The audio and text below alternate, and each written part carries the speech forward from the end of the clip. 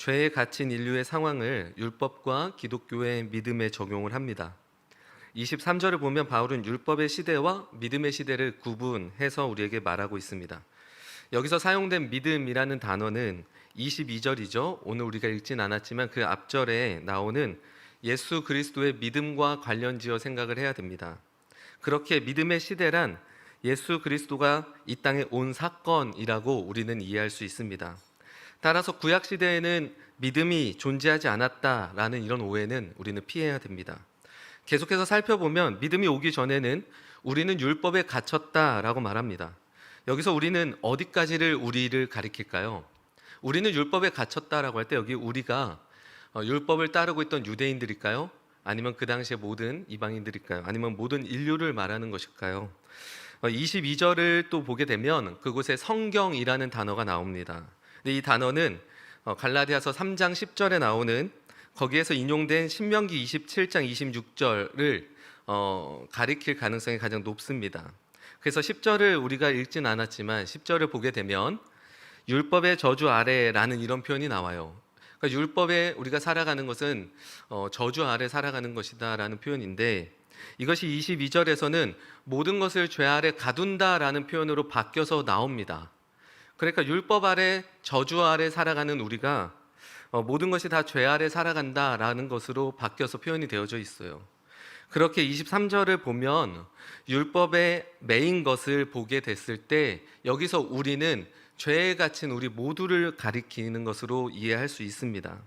더욱이 22절과 23절을 자세히 들여다보면 갇히다, 매이다라고 하는 단어들이 계속해서 사용되고 있어요. 이렇게 동일한 단어가 언급된 것을 보면 22절까지 인류 전체를 이야기하다가 갑자기 23절에서 유대인들로 한정하는 것은 더군다나 더 어색합니다. 이런 점들을 생각해 보면 바울은 예수님이 오시기 전에 모든 인류가 율법 아래에 갇힌 상태에 있다라고 우리에게 말하고 있는 것과 같습니다. 정리하자면 여기서 우리는 우리 모두를 말합니다. 모든 인류가 율법 아래에 갇혔다라는 것이죠. 24절에서 바울은 율법을 명확하게 정의를 내려줍니다. 뭐라고 정의 내리고 있습니까? 초등교사라고 말하죠. 초등교사. 이 당시 문화에서 초등교사는 일반적인 선생과 구분이 됩니다. 구별이 돼요. 초등교사는 보통 노예의 신분을 가지고 있었다고 합니다. 그리고 어린이들을 보통 보호하고 훈계하고 통제하는 역할을 했어요. 교육보다는 그들을 돌보는 일이죠. 훈계하고 통제하는 일들.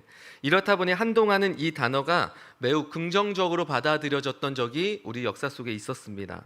그러나 독일의 신학자 베츠에 따르면 초등교사는 무례하고 거칠고 쓸모없는 존재로 그 당시의 이미지를 갖고 있었다고 그래요. 그래서 노예 신분이었던 이 초등교사들은 때로는 자신이 보살피고 있는 이 아들, 초등학생이 아니죠. 어린아이들. 이 어린아이들을 때로는 괴롭히기도 하고 끌고 가서 이런 식으로 두렵게도 하고 막 그랬다고 해요. 그래서 좋지 않은 이미지를 갖고 있었다라고 합니다. 그러니까 바울이 율법에 대해서 초등교사로 소개한 것은 긍정적인 이미지가 아니라 우리는 부정적인 이미지로 받아들이는 게 더 맞습니다. 그래서 바울은 이런 방식으로 율법에 대해서 지금 우리에게 가르쳐주고 있어요. 즉 율법은 하나님의 창조물로 살아가고자 하는 우리의 참된 자유를 통제합니다. 그리고 그것에 속해서 살아가게 만들어 오히려 우리의 신분을 열등하게 만들죠. 우리는 이 율법을 잘 지키면 우리의 존재가 더 점점점 고귀해질 거라고 하지만 그렇지 않습니다. 우리는 그 율법으로 인해서 오히려 우리가 가진 참된 자유를 사실 다 잃어버리게 되고 우린 더 열등한 존재로 가게 돼요. 그리고 그것의 노예가 되는 것이죠. 그것이 인류의 현 주소다라는 것을 성경 우리에게 매일같이 얘기를 해줍니다. 그렇다면 이런 율법이 우리를 그리스도에게 인도한다고 하는데 어떻게 인도할까요? 율법을 잘 따르게 되면 복음을 더 잘 받아들일 수 있도록 어떤 준비 역할을 해줄까요? 율법을 잘 지키는 사람들은 더 예수님께 잘 나아갈 수 있을 거야.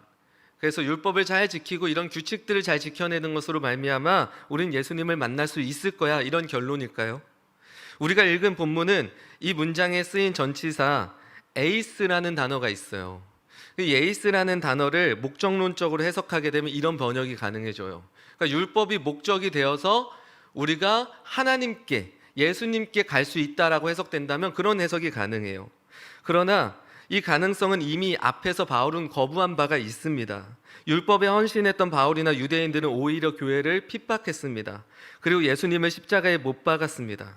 그렇게 이 문장에서 그리스도에게로라는 이 단어는 에이스 크리스톤이라는 이 단어로 나와 있는데요. 여기서 에이스라는 것은 시간적인 의미로 봐야 됩니다. 근접 문맥인 23절을 봐도 바울은 이 에이스라는 전치사를 계속 사용하거든요. 근데 여기에서 이 전치사는 시간적인 의미로 사용을 했습니다. 그러니까 좀 정리를 해보자면 율법은 예수님이 오시기 전까지 우리의 죄를 깨닫게 하고 죄를 더해 줍니다. 죄를 더해 주는 그 기능에 대해서 예전에 한번 말씀을 드렸습니다. 우리가 잊고 있던 것까지도 율법은 그것이 다 죄라고 꺼내주죠. 그래서 우리의 죄를 더해 줍니다. 그리고 우리의 그 죄를 정죄하죠. 그럼으로써 우리의 절망적인 상태를 드러내 주어서 거기에서부터 자유를 갈망하게 만들어줘요. 우리가 구원을 갈망하게 만들어줘요. 그런 면에서 믿음으로 나아가게 만듭니다. 그래서 그리스도가 오시기 전까지 해서 율법은 우리에게 그런 역할로서 그리스도에게 우리가 나아갈 수 있게 해준다라는 것이에요. 이런 부분들은 실제로는 저 혼자 그냥 묵상하고 연구하고 이제 이렇게 놓고 이렇게 해서 나오는데 요즘에 이제 그렇죠, 설교는 묵상이 아니라 연구다라고 이제 목사님께서 많이 말씀을 해주셔서 이렇게 전달을 드리도록 하겠습니다. 이걸 들으시고 나름대로 이 본문을 가지고 또 싸워 나가실 수 있기를 바랍니다. 25절을 보게 되면 이제 바울은 정말 엄청난 말을 합니다. 이 25절을 보면서 와, 어떻게 이 정도까지 바울은 이야기를 할 수 있을까? 우리 25절을 보면 믿음이 온 후로는 우리가 초등교사 아래 있지 않는다라는 얘기를 해요. 와, 이게 지금의 우리 시대는 뭐 별말 아닌 것 같지만요, 그 당시에는 잡혀갈 말입니다. 잡혀가서 정말 죽을 말이죠.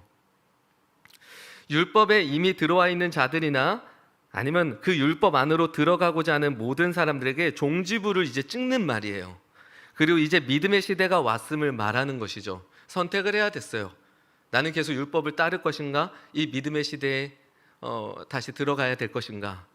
아니면은 여전히 믿음의 시대라고 바울은 이야기하고 있지만 지금 사람들이 이루고 있는 저 방식과 구원, 율법을 따르는 그 부류에 나는 들어가야 되는가? 계속해서 바울은 그렇지 않고 이 믿음의 시대는 앞으로 우리 안에 찾아왔으며 그리고 이제 이 율법의 시대가 끝났음을 말해주고 있습니다. 믿음의 시대는 뒤에서 나오지만 우리의 신분에 관련된 것입니다. 그리고 우리의 삶을 지배하는 원리가 존재하게 되는데 그것이 바로 성령이죠. 성령에 따라 살아가는 것이 이 믿음의 시대의 가장 큰 특징입니다. 이제 믿음과 성령의 시대를 이해하는 것이 매우 중요한 일이 되어져 버렸어요. 하지만 오늘 이 본문에서 그 모든 것들을 다 다루지는 않습니다. 이제 26절을 읽겠습니다. 우리 한 목소리로 읽을까요? 26절입니다. 시작. 너희가 다 믿음으로 말미암아 그리스도 예수 안에서 하나님의 아들이 되었으니. 우리가 인생을 살아가면서 중요한 게 여러 가지가 있는데 그 중에서 가장 큰 이슈는 진짜 나를 만나는 것입니다. 내가 누군지 알아가는 것이죠. 우리는 평생 내가 어떤 존재인지를 규정합니다. 그리고 여러 가지 방식으로 나를 만나며 살아가고 있습니다. 누군가는 공부를 통해서 자신의 존재를 규정하고 만날 수 있습니다. 성적이죠. 그 성적이 나고 그 성적으로 말미암아 나의 어떠한 것들을 규정해 나가고 있을지도 몰라요. 누군가는 자신의 외모를 통해서 자신의 정체성을 규정하고 있을지도 몰라요. 그리고 그곳에서 매일 찾고 있을지도 몰라요. 누군가는 능력이 될 수 있고요, 누군가는 돈이 될 수 있고, 누군가는 성취, 뭐 여러 가지 이 시대가 말하는 어떤 것을 붙들고 그것에 자신의 정체성을 맡기고 찾고 있을지도 모릅니다. 또는 반대로 이 시대의 주류라고 하는 곳에서 자신의 어떤 정체성을 찾지 못한다면 그것을 회피하고 있는 방식으로 자신의 정체성을 규정하고 있을지도 몰라요. 우리 주변에는 여러 가지들을 회피하며 자신에 대해서 난 누군지 모르겠어라고 말하지만 이미 자신을 규정하고 있는 사람들도 많습니다.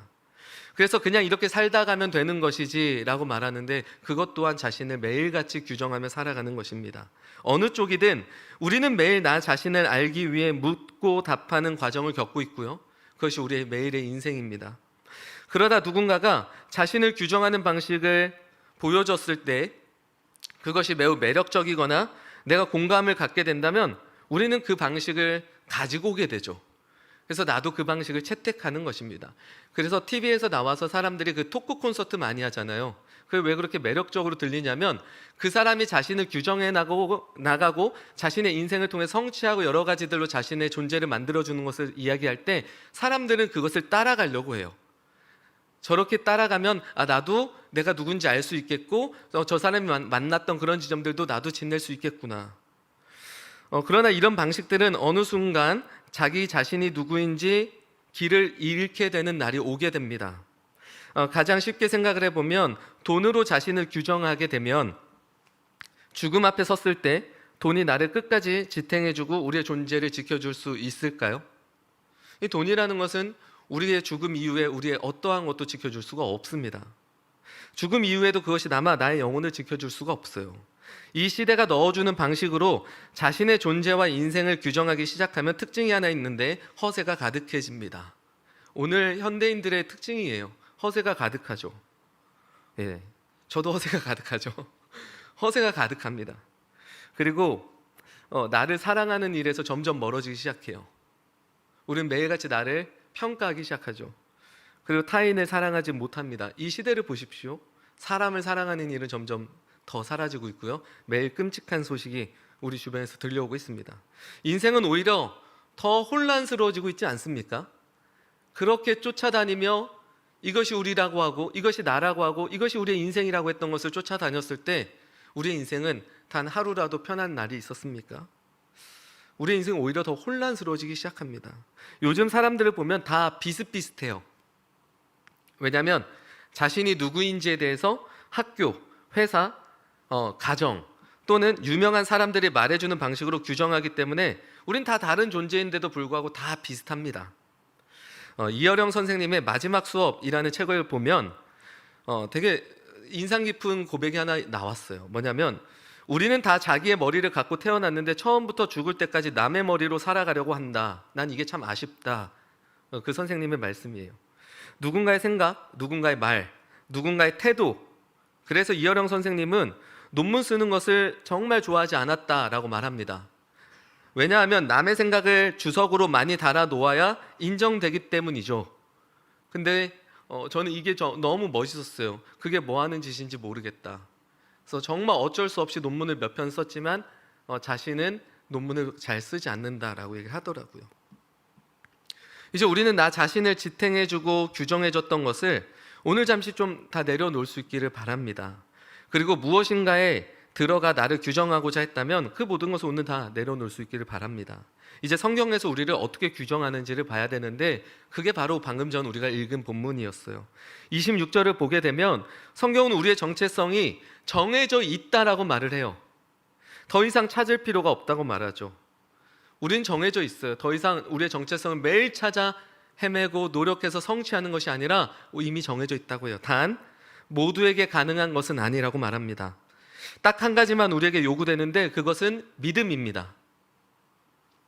예수님을 믿는 자에게만 하나님의 아들이라는 이 정체성이 주어지게 돼요. 우리가 예수님을 믿게 될 때죠. 이 믿음만 요구합니다. 성경은.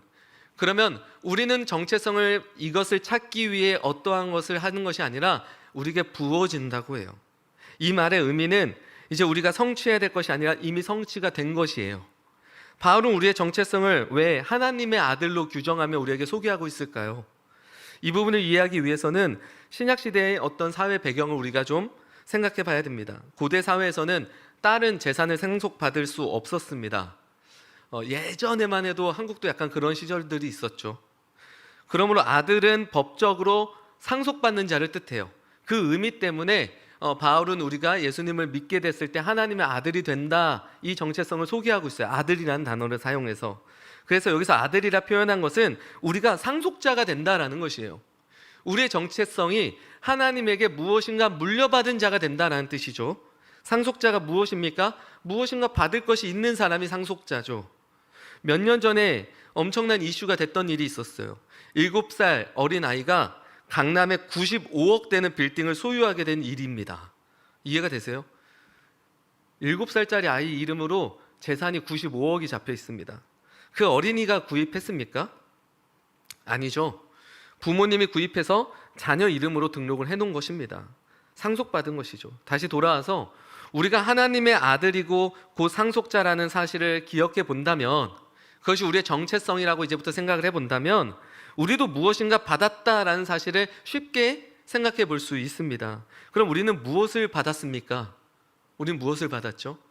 영원한 생명입니다. 영원한 생명. 그럼 어떻게 됩니까? 이어령 선생님은 죽음이 무엇인지 알게 되면 삶이 무엇인지 알게 된다. 이게 책 서론에 써 있어요. 이 한 줄을 읽자마자 이 책은 그냥 이렇게 살 수밖에 없었어요. 너무 멋있지 않아요? 다 아는 말인데 멋있어요. 죽음이 무엇인지 알게 되면 삶이 무엇인지 알게 된다. 우리는 영원한 생명을 받은 자예요. 그럼 우리는 죽음이 무엇인지 알고 있고요. 영원한 생명으로 가는 길이죠. 그렇게 본다면 우리는 삶이 무엇인지 알게 되는 거예요.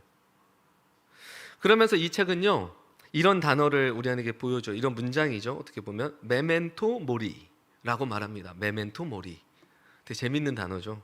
이 말의 뜻은 직접 찾아보시기를 바랍니다. 메멘토 모리입니다. 다 알려드리진 않고요. 책을 사서 한번 읽어보세요. 너무 좋습니다. 가장 최근에 읽은 책 중에는 한 장을 읽기가 아쉬운 책이었어요. 이거를 오늘 다 읽으면 너무 아쉬울 것 같아서 한 장을 읽고 하루 종일 생각을 해요. 그런 의미들을 생각을 하고 너무 깊습니다. 그래서 개인적으로는 이어령 선생님의 어떤 그 지성의 좀 맛을 보려면 한번 가보시는 것도 좋아요. 예전에 책 소개를 잠깐 하자면 지성에서 영성으로라는 책이 가장 그분의 책 중에는 기독교인들에게 유명한 책이었어요. 한국의 가장 뛰어난 지성인이 신앙인으로 이렇게 들어온 사건이었죠. 근데 그 책을 봤을 때는 큰 감동은 없었어요. 그냥 뭐 이렇구나, 뭐 이런 역사가 일어났구나. 그분의 어떠한 지성을 뭐 그렇게 대단하게 볼 수 있는 것도 아니었거든요. 그 뒤로 그냥 이어령 선생님 하면 우리나라 최고의 지성인 이 정도로만 정리했는데 이 책을 보니까 이분의 지성이 얼마나 놀라운지를 보게 됩니다. 이분이 이젠 병에 걸리셨는데 마지막 인터뷰라고 해서 찍은 글을 쓴 거예요. 매일매일 기자와 만나서 힘을 내서 자신이 인생 동안 느끼고 그동안 깨닫고 그리고 마지막 이 죽음이라는 문턱 앞에서 자신에게 매일매일 다가오는 그 죽음과의 대화 속에서 자신이 이제 알고 있던 것들을 이 기자와 이제 대화를 하면서 풀어간 이야기들이에요. 정말 깊습니다. 그래서 이걸 보게 되면 검색하시게 될 거예요. 이어령. 그러면 이어령 씨의 교과서 시리즈가 나오더라고요. 뭐 문학, 뭐 인문학, 뭐 철학 이렇게요. 한번 관심 있으시면 보시면 좋을 것 같습니다. 어쨌든 우리는 이 영원한 생명을 상속받게 된 것이에요. 영원한 생명. 그럼 이것은 죽음을 넘어서게 돼요. 죽음을 넘어서게 되고 오늘 우리가 생각하고 결정하고 행동하는 모든 것에 아주 가장 큰 영향을 주게 됩니다. 제가 신나서 아자 이러죠. 그 부분에 대해서 우리가 좀 생각을 해볼게요. 어떤 식으로 우리에게 정말 큰 영향을 줄까? 이런 상상을 해봤어요. 만일 애플이라는 회사를 아실 거예요. 애플의 CEO인 팀 쿡이 저에게 차기 회장 역할을 맡아줄 수 있냐고 제안하면서 회사를 상속해준다고 하면 저는 가장 먼저 무슨 생각과 결정을 하고 행동을 할까요? 저는 가장 먼저 뭐 할까요? 상상하기도 나름 힘들겠지만 가장 먼저 저는 청바지와 면티와 뉴발란스 신발을 100개 정도 똑같이 구입해 올 겁니다. 애플을 잘 아는 사람들은 그 의미를 알 수 있을 거예요. 왜냐하면 스티븐 잡스의 패션을 제가 따라하는 것이에요. 애플의 초기 그 CEO는요 매일 이 청바지에 뉴발란스 신발에 목티를 입고 다녔다고 합니다. 매일. 그래서 저도 만약에 이 큰 회사를 상속 준다고 한다면 저는 이것부터 따라할 것 같아요. 거기에는 단순히 패션을 따라하기보다는 애플의 정신을 기억한다는 것이 담겨 있겠죠. 그리고 앞으로 그것을 실현한다라는 방향이 있는 것입니다. 상속받을 것이 있는 사람은 그렇습니다. 이걸 설명해 드리기 위해서 말씀을 드렸어요. 상속받을 것이 있는 사람은 그에 따른 생활 양식이 자연스럽게 만들어지게 돼요. 이것을 오늘 본문에서는 옷을 입는다라는 표현으로 우리에게 말하고 있는 것입니다. 보통 옷은 그 사람의 정체성과 관련이 있는 것을 생각해 본다면 우리는 쉽게 이해할 수 있을 것입니다. 성경의 다른 본문에서도 우리가 옷을 입게 되는 것, 하나님의 아들이 되어 우리의 정체성이 완전히 그 안에 부어지게 됐을 때 옷을 입는다는 표현들이 나오거든요. 제가 읽어드릴게요. 로마서 13장 12절을 보면 밤이 깊고 낮이 가까웠으니 그러므로 우리가 어둠의 일을 벗고 빛의 갑옷을 입자, 이런 표현이 있고요. 에베소서 4장 24절을 보면 우리가 잘 아는 구절일 거예요. 하나님을 따라 의와 진리의 거룩함으로 지으심을 받은 새 사람을 입으라. 골로새서 3장 12절을 보면 그러므로 너희는 하나님이 택하사 거룩하고 사랑받는 자처럼 긍휼과 자비와 겸손과 온유와 오래 참음을 옷 입고, 이런 표현들이 나옵니다. 어둠의 일을 벗고 빛의 갑옷을 입는다, 새 사람을 입는다, 긍휼과 자비와 겸손과 온유와 오래 참음을 옷으로 입는다. 이런 부분이 궁극적으로 우리에게 무엇을 말합니까? 우리가 상속받은 자가 되었을 때는 우리의 소속이 달라지는 것이에요. 우리가 소속이 달라지는 것입니다. 그로 인해서 이 세상에서 우리는 매일같이 외부인으로 남겨지게 될 것을 두려워하지만 이제 두려워하지 않게 되는 것이죠. 이것도 제가 어떤 책에서 읽은 구절이에요. 우리는 매일 외부인이 되는 것에 대해서 두려워하며 살아간다. 이것 때문에 그 책을 샀거든요. 우리는 매일 세상에서 아웃사이더가 될 것이 너무 두려워서 매일 그곳에 소속되려고 우리가 있는 곳에 매일 부단히 노력하며 살지만 우리의 소속이 달라지게 됩니다. 우리가 다른 곳에서 우리의 정체성을 찾지 않고 예수님을 믿고 하나님의 아들로서 우리에게 정체성이 부어지기 시작한다면 우리는 완전히 달라지게 돼요. 이 사실은 이제까지 추구했던 것들을 내려놓을 수 있는 가장 실제적인 변화를 가져오게 됩니다. 가장 실제적인 변화를 가져오게 돼요. 그래서 로마서 3장 12절에서는 어둠의 일을 버리고 빛의 갑옷을 입는다, 이런 표현을 했고요. 에베소서 4장 24절에서는 새 사람을 입는 것으로 설명을 하고 있는 것입니다. 더 확실한 본문이 하나 있습니다. 요한복음 15장 5절인데요. 우리가 다 아는 구절이에요. 나는 포도나무요 너희는 가지라. 그가 내 안에 내가 그 안에 거하면 사람이 열매를 많이 맺나니 나를 떠나서는 너희가 아무것도 할 수 없음이니라. 그리스도 안에서 살아간다는 것을 가장 명확하게 보여주는 구절이죠. 그분을 떠나서는 인생의 어떠한 것도 우리는 사실 공급받을 수가 없어요. 우리는 인생의 이곳저곳에서 공급받아 우리의 존재와 우리의 인생을 끌어갈 수 있다고 생각을 하겠지만 성경은 그렇게 말하지 않아요. 그리스도인은 예수님을 떠나서는 그 무엇도 공급받을 수 없다고 말하고 심지어 우리는 보호받을 수 없다고 말합니다. 반대로 그분 안에 거하게 되면 우리 인생은 열매를 맺게 됩니다.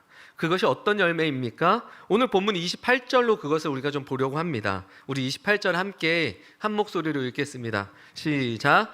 너희는 유대인이나 헬라인이나 종이나 자유인이나 남자나 여자나 다 그리스도 예수 안에서 하나이니라. 신약시대 사람들은 자신을 설명하는 데 있어서 이 종특이라고 하는 것을 매우 중요한 기준으로 삼았어요. 당신은 어떤 사람이에요? 라고 말한다면 유대인이에요, 헬라인이에요, 나는 로마인이에요, 나는 뭐 자유인이에요, 나는 뭐 노예예요, 이런 식으로 어떤 종에 대해서 자신을 설명하는 게 되게 익숙했습니다. 오늘 우리는 나 자신을 이렇게 말하진 않아요. 이런 식의 설명은 기껏해야 외국에 나갔을 때나 합니다. 외국 나가면 뭐 이렇게 영어로 물어보겠죠. 그러면 코리안 뭐 이렇게 하겠죠. 그거밖에 없어요. 유대인들은 자신의 존재를 설명하는 데 있어서 아브라함의 후손이며 우리는 아브라함의 후손입니다, 하나님의 기업을 이어받을 자입니다 라고 말하면서 그들은 이방인들을 만나지도 않았던 것을 생각해 보면 그들은 자신을 어떻게 규정해 나가는지 볼 수가 있습니다. 훗날에 예수님이 이방인의 구원에 대해 말씀하실 때에도 그들은 믿지 못했고요, 하나님을 대적하는 방식을 택하며 살아갔습니다. 유대인뿐만 아니라 로마인들도 비슷해요. 이 당시에 로마인들은요, 자신들이 갖고 있는 정체성에서 이 로마라는 나라를 끌고 들어와 매일같이 이야기를 합니다. 그래서 로마 시민에 대한 자부심이 엄청났죠.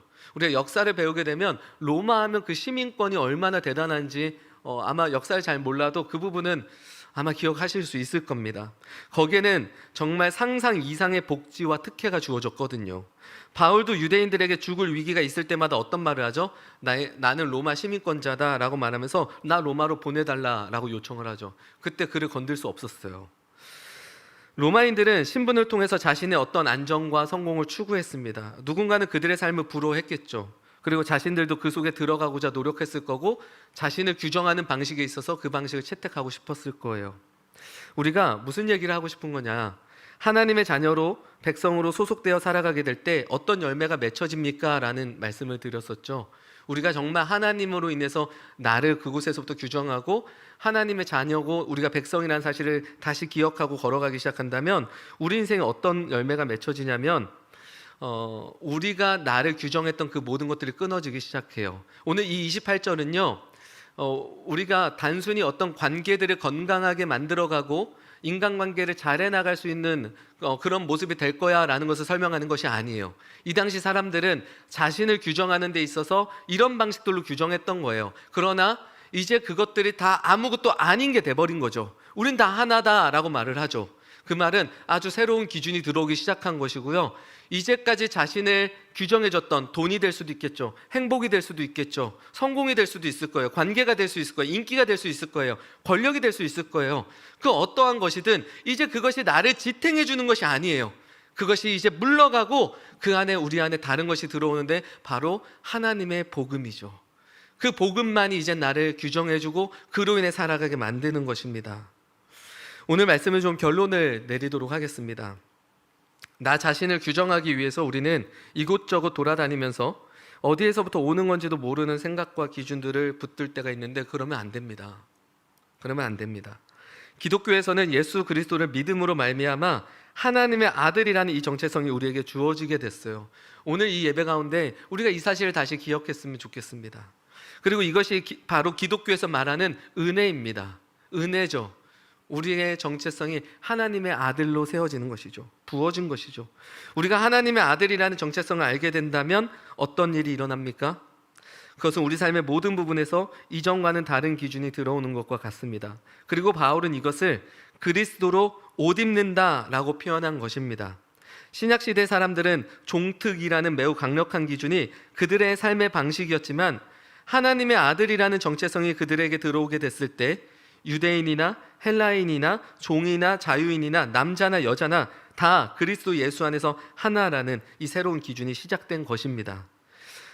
우리의 삶에서 진짜 내가 누구인지 오늘 말씀을 통해 확인하실 수 있기를 바랍니다. 그리고 그로 인해 이제까지 내가 입고 있었던 수많은 옷을 벗고 그리스도의 옷을 입은 자로 살아가실 수 있기를 이 시간에 축복합니다. 우리 잠깐 이 시간에 잠시 기도하실 텐데요. 어떤 옷을 입고 계십니까? 우리는 매일같이 세상에서 수많은 옷들이 우리에게 있을 거예요. 근데 이제는 그 옷을 좀 벗어놓고 하나님이 우리에게 주신 너는 나의 아들이고 나의 백성이고 나의 자녀다.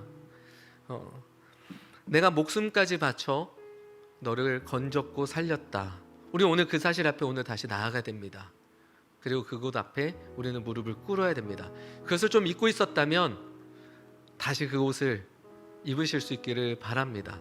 그로 인해서 오늘 우리가 어떻게 살아가야 되는지 다시 볼 수 있기를 바라고요. 그동안 우리의 생각과 우리의 마음과 우리의 정서를 지배하고 있고 장악하고 있는 것들이 무엇인지 좀 보일 수 있는 시간이 되기를 바랍니다. 하나님은 우리를 그곳에서 건져내실 것입니다. 그리고 우리 삶에서 하나님의 영광을 보는 자로 살아가게 하실 것입니다. 그 길 위에 서기를 간절히 바라고 축복합니다. 우리 한 1, 2분 정도 오늘 말씀을 놓고 잠시지만 같이 묵상하고 기도한 후에 제가 기도하고 예배를 마치도록 하겠습니다. 기도하겠습니다.